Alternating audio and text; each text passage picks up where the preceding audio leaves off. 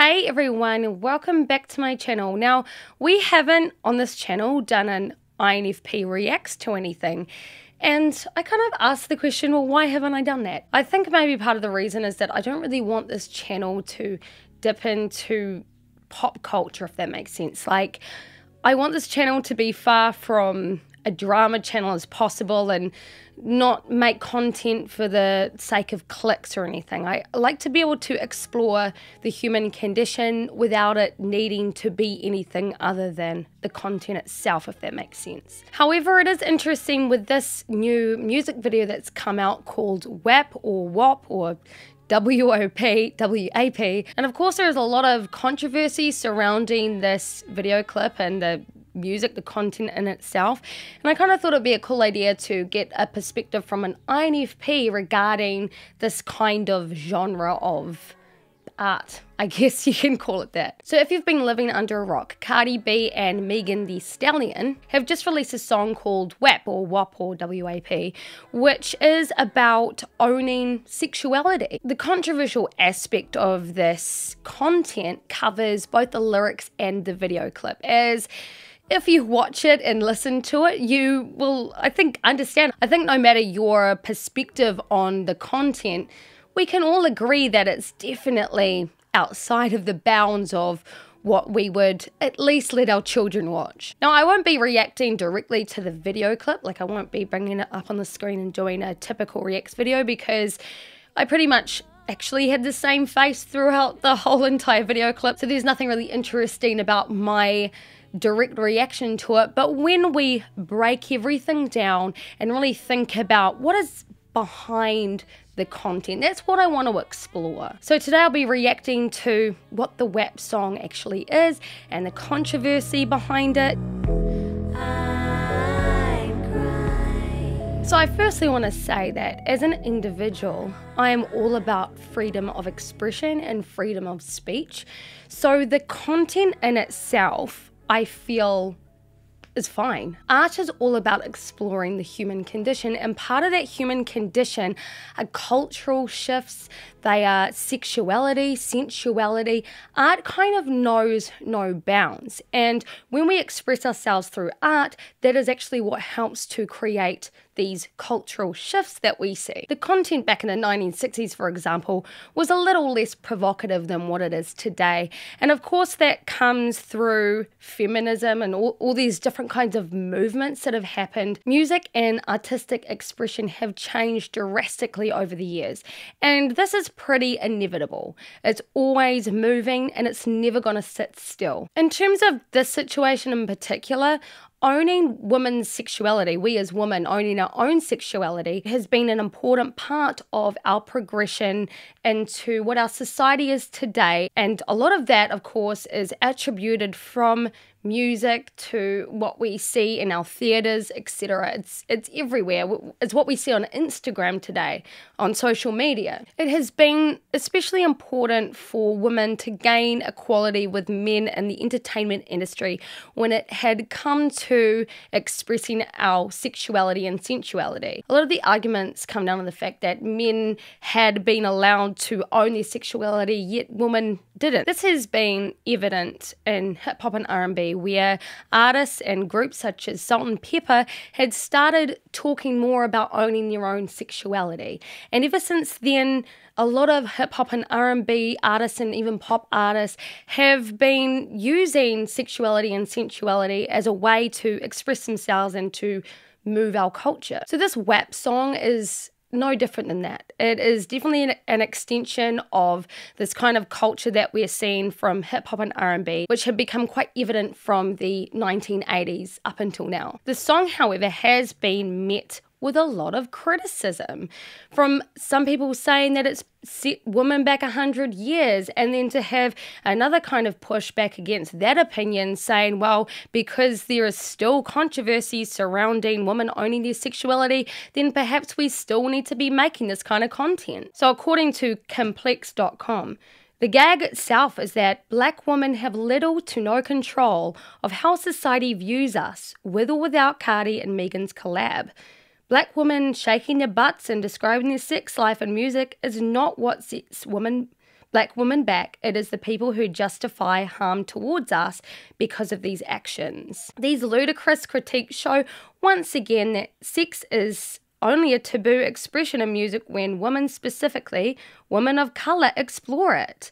Love-making, sex, effing, or whatever you might call it, isn't a new theme in music. In fact, many of America's greatest hits were tracks from Lynyrd Skynyrd, George Michael, Pearl Jam, and other male artists who explored sex and drugs in their lyrics. So why do we only hear criticism like this when artists like Cardi and Megan do it? Now, I totally get the fact that in the past, especially, males haven't been met with the same kind of criticism. However, there is one issue I feel like I should be pointing out here. And that issue is the fact that these women in the music industry and the entertainment industry, they don't own their sexuality. The entertainment industry does. Now, if you look at who produced Cardi and who choreographed this whole content that she had created, it was a male. And all of her direction came from a big group of men. As I stated before, women have been expressing their ownership of sexuality in the music industry for decades. The music industry and the entertainment industries thrive upon sexuality. It's sex that sells. And so they're no dummies, these people at the top, knowing that they can use artists such as Cardi B or in the past Christina Aguilera or Lil Kim to push these certain agendas to get the clicks and make all the money. Whether these artists are fine with that or not, that's totally fine if they're fine with that. But to say that this is all about women's empowerment isn't exactly accurate. I grew up with songs such as Can't Hold Us Down by Lil Kim and Christina Aguilera.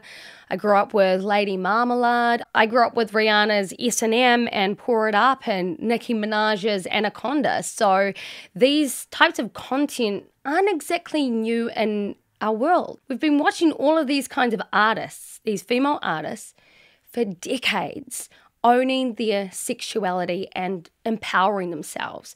So this song WAP isn't a new concept, nor is it something that Cardi just miraculously put out there in the name of empowerment, where it's the music industry that capitalizes on this content and exploits certain artists to push this content, get clicks, and make the big bucks. It's naive to believe that these big wheels in a billion-dollar music machine see Cardi B as anything more than a young artist ripe for exploitation, which in a few years, she's just going to be dropped for the next person. And they're going to do exactly the same thing with the next female artist. They're going to exploit what she has in the name of empowerment. And they've been doing this for years. And not only have they been doing it with female artists, but they've been doing this with underage celebrities, people who are under the age of consent who have come into these industries wanting to make something of themselves. And these people get chewed up and spat out and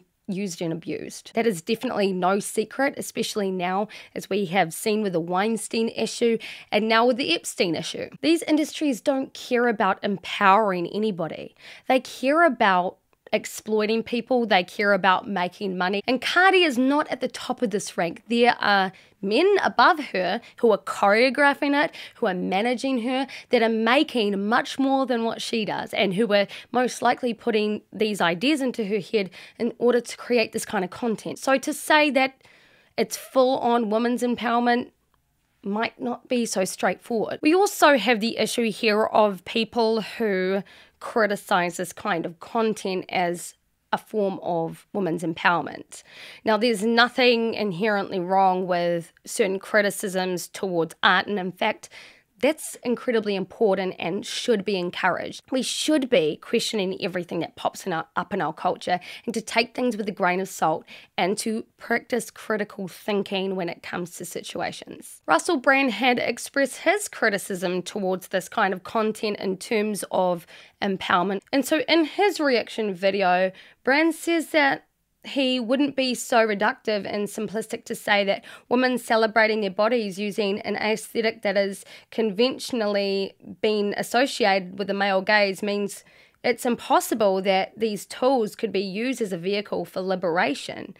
However, he then adds, but I'm saying that in a sense, it's still the same metric. It's still the same aesthetic. It's still the same values. It's still the same ideals. It's still sort of a capitalist objectification and commodification of, in this case, the female. After insisting he's not saying that Cardi B and Megan Thee Stallion aren't powerful authors and powerful creators, Brand adds, I'm saying that we ought to be aspiring to an entirely different set of values, not who has the power within an established set of values. Now, Russel had come under a lot of criticism for his opinion by many people saying that he was mansplaining the situation. Now, I actually 100% agree with Russel in this particular perspective. Firstly, I think it's really important to have your own perspective on certain things in our culture, no matter if you consider yourself a feminist or not a feminist or whatever kind of movement that you follow. It is always incredibly healthy